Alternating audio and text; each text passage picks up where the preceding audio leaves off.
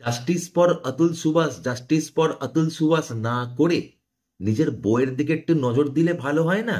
সকালবেলা ঘুম থেকে ওঠা থেকে শুরু করে রাত্রিরে ঘুমোতে যাওয়া অবধি তোমার কর্তব্য হলো তোমার বউ বা গার্লফ্রেন্ডের কাছে ক্ষমা চাওয়া।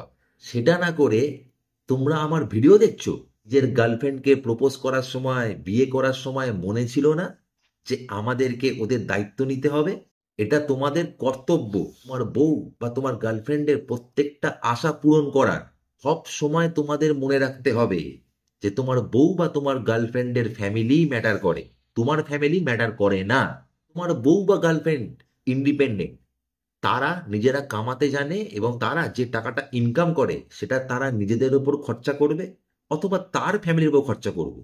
তুমি আশা করতে পারো না যে তোমার ফ্যামিলির উপর তারা সেই টাকাটা খরচা করবে, ভুলেও এই আশাটা তুমি করতে পারো না। এবং তুমি যে ইনকামটা করো সেটা সবার ইনকাম, তুমি সবার জন্য ইনকাম করো, নিজের জন্য নয়। আর তোমাদের সাহস কি করে হয়, হ্যাঁ, তোমাদের সাহস কি করে হয় হোয়াটসঅ্যাপ ফেসবুকে মেয়েদের সঙ্গে কথা বলার? অফিসে যদি যাও, অফিসে কোনো মেয়েদের সঙ্গে ভুলেও কথা বলবে না, আগে থেকে বলে দিচ্ছি, ভুলেও কথা বলবে না। তোমার বউই হবে তোমার ফার্স্ট প্রায়োরিটি। সে তোমার অফিসের বস যদি মেয়ে হয়, গুলি মারো তাকে, তোমার বউ হওয়া দরকার তোমার ফার্স্ট প্রায়োরিটি। আর অফিসে গেলে তোমাদের বউয়ের সঙ্গে কথা বলতে প্রবলেমটা কোথায়? তারা তো সারাদিনে 100 বারই ফোন করে, তো 100 বার তোমরা ফোন রিসিভ করতে পারো না? খুব গায়ে লাগে না? খুব গায়ে লাগে। তুমি কোথায় কি করছো, কি খাচ্ছ, সেইগুলো প্রত্যেকটা বিষয় তোমার বউ বা কোনো গার্লফ্রেন্ডকে জানানো দরকার। এটা হলো আমাদের ছেলেদের কর্তব্য। এই কর্তব্যটা ভুলে গেলে চলবে না। বন্ধু বান্ধব, পার্সোনাল স্পেস, এগুলো আবার কি জিনিস? হ্যাঁ, এইসব বলে কোনো জিনিস হয় না। তোমার বউই হচ্ছে, তোমার গার্লফ্রেন্ডই হচ্ছে তোমার একমাত্র বন্ধু, বেস্ট ফ্রেন্ড। ঠিক আছে? হ্যাঁ, তার অনেকগুলো বন্ধু বান্ধব বেস্ট ফ্রেন্ড থাকতে পারে, কিন্তু তোমার কোনো বন্ধু বান্ধব থাকতে পারে না। তুমি তোমার বন্ধুদের সঙ্গে সময় কাটাতে পারবে না, সোজা কথা। কেন সময় কাটাবে? ঘরে বউ আছে তো, যাও গিয়ে বউয়ের সঙ্গে কথা বলো, গিয়ে কথা না থাকলে ঝগড়া করো গিয়ে। মুখ বন্ধ করলে চলবে না। নয় তোমার ঝগড়া করতে হবে, নয় তোমাকে কাজ করতে হবে, সোজা কথা। মানছি তুমি কাজ খুঁজেছো, কাজ পেয়েছো, বিয়ে করেছো, খুব ভালো কথা। তুমি কাজটা খুঁজেছিলে কেন?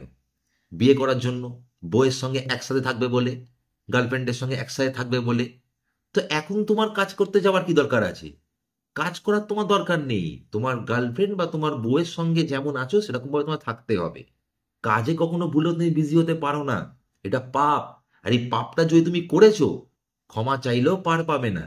আর তোমরা আশা কি করে করো যে অফিস থেকে বাড়ি ফেরার পর তোমরা ঘরে একটু শান্তিতে বসবে? হ্যাঁ, কি করে আশা করো? সমস্ত শান্তি তোমার বউ বা তোমার গার্লফ্রেন্ডের পাওয়ার কথা। তোমাদের কোনো শান্তি বলে জীবনে কিছু নেই, আমাদের ছেলেদের লাইফে কোনো শান্তি বলে কিছু নেই। এই শান্তির আশা কোনোদিনই করবে না। হ্যাঁ, করবে, নিশ্চয়ই করবে, মরার পর করো, মরে যাও, মরে গেলে করতে পারো। একটা মেয়ে তার নিজের বাড়ি ছেড়ে ছেলেদের বাড়িতে আসছে কিসের আশায়? হ্যাঁ, কিসের আশায়? যাতে তুমি তার কেয়ার করবে। তুমি কেয়ারের আশা করবে না, এটা মাথায় রাখবে। তুমি কেয়ারের আশা কোনোদিন করবে না। তোমাকে কেয়ার করতে হবে, তোমাকে ওকে বুঝতে হবে, তোমার ওর প্রত্যেকটা কথা বুঝতে হবে, যেটা বলছে মুখ দিয়ে আর যেটা মুখ দিয়ে বলছে না। তোমার ওপর যে সাইলেন্ট ট্রিটমেন্টটা হবে সেটাকেও তোমায় বুঝতে হবে। আর ওদের যে মুড সুইংস, সেই মুড সুইংস এর একটা ভ্যালু হয়। কখনো চকলেট দিয়ে হয়, কখনো সোনা দিয়ে হয়, কখনো ডায়মন্ড দিয়ে হয়। সেই প্রত্যেকটা ভ্যালু তোমাকে বুঝতে হবে, কারণ তুমি ছেলে। আর ছেলেদের কর্তব্য সব সাইলেন্ট কথা বুঝে নেওয়া। তোমরা যদি কোনোদিন বলেছো যে আমাদের মাদের তো এরকম করতে দেখিনি, ভুলে যাও সেই কথা, ভুলে যাও সেই কথা।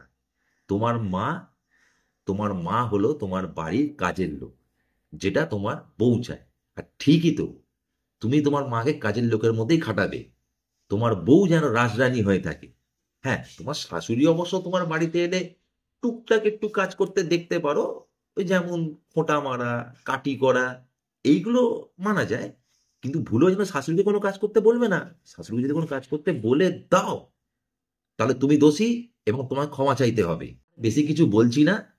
Justice for men, justice for Atul Subhash, এইসব না, এইসব জ্ঞানের কথা আর এইসব বিচারের আশা করো না, ভুলেও করো না। কারণ তোমরা তোমাদের জায়গাটা এরকম ভাবে তৈরি করেছো। মাথায় রাখবে, তোমার বউ বা তোমার গার্লফ্রেন্ড যতই সে টক্সিক হোক না কেন, যখন বিষ তুমি পান করেছো, সাইড এফেক্ট তো হবেই। কিচ্ছু করার নেই।